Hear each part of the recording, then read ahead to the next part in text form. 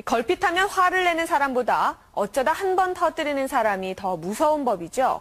우리 몸 가운데 간이 그런 존재입니다. 웬만큼 나빠지기 전에는 증상을 보이지 않다가 신호를 보내오면 이미 늦은 경우가 많습니다.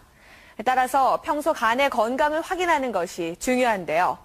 이런 증세가 나타나면 주의해야 합니다. 이유 없이 피곤하고 무력감이 지속된다. 소화가 잘 안 되고 구역질이 자주 나며 식욕이 떨어진다. 갑자기 눈에 흰 자위나 피부가 노랗게 변했다. 소변색이 진하게 변하고 거품이 노랗게 보인다. 오른쪽 갈비뼈 밑에 뭔가 단단하게 잡힌다. 이 중에 하나라도 해당이 되면 간 질환을 의심해봐야 합니다. 좀 자가 진단할 수 있는 방법이 있겠습니까? 네, 있습니다, 사실. 문진을 통해서 자가 진단할 수 있는 방법들이 있기 때문에 그거 한번 보겠습니다. 네. 체크를 하시고요. 이 전체 11개 항목인데 이 가운데 4개 이상 손꼽아 진다면 이제 문제가 좀 있을 수 있다는 이야기입니다. 한번 헤아려 보시기 바랍니다. 첫 번째가 뭐냐면은 체중이 많이 나가고 항상 단 것을 먹고 싶고 늘 배가 고픈 경우. 그리고 이제 두 번째는 손톱이 잘 부러지고 머릿결에 윤기가 없는 경우. 그리고 세 번째는 평소 소화가 잘 안 되고 변비가 있는 경우.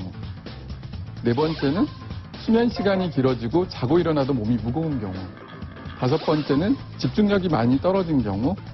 여섯 번째, 기력이 없고 건강하다 생각하지 않는 경우.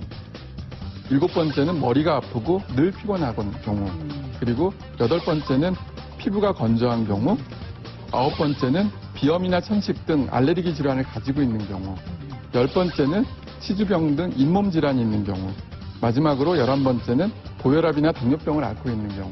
이런 경우 중에서 혹시라도 자기가 4개 이상 있다고 하면은 몸에 염증이 있다고 보통 말할 수 있습니다.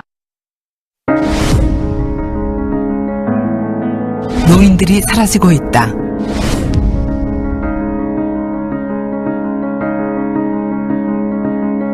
흔적도 없이 사라져버리는 노인들. 이들 중 많은 숫자가 치매를 앓고 있다.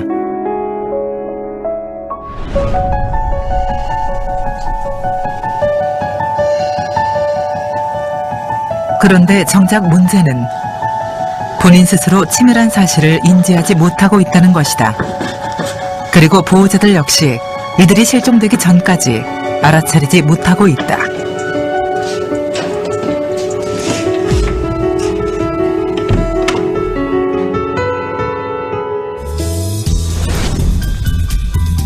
더욱이 실종되는 치매 노인들의 숫자는 매년 점점 늘고 있는 추세다. 치매 자체가 서서히, 특히나 이제 노인성 치매 같은 경우는 서서히 진행이 되기 때문에 서서히 변화하는 인지 기능은 주변 가족들이 알아차기가 아주 어렵습니다.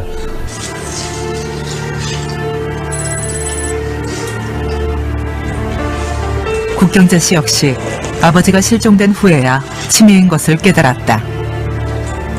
일찍 알았으면 지금의 이 상황은 안 왔어요. 안 왔죠.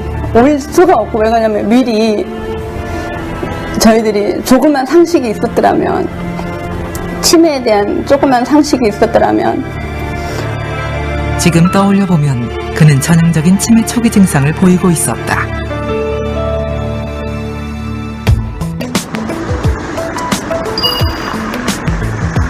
치매 환자들은 가장 최근의 기억부터 지워낸다. 그렇기 때문에 과거의 기억에 더욱 집착하게 된다. 국동윤 씨 역시 실종되기 며칠 전부터 부쩍 고향인 전남 목포를 그리워했다. 아버지가 나가시기 전날, 아니 이제 이틀 전에, 나가시기 이틀 전에 목포를 다녀오셨어요. 목포 왜 갔느냐 했더니 그냥 어떻게 하다 보니까 목포 왔어 그러셨거든요. 그래가지고 내가 방 잡는 대로 전화할게 하더니 전화를 안 하셨어요, 그날 밤에. 치매 초기에는 최근 기억부터 손상이 되기 때문에 장기 기억, 어렸을 때 기억이라든지 오래 살던 곳에 대한 기억은 아주 치매 말기에 손상이 되는 경우가 많습니다.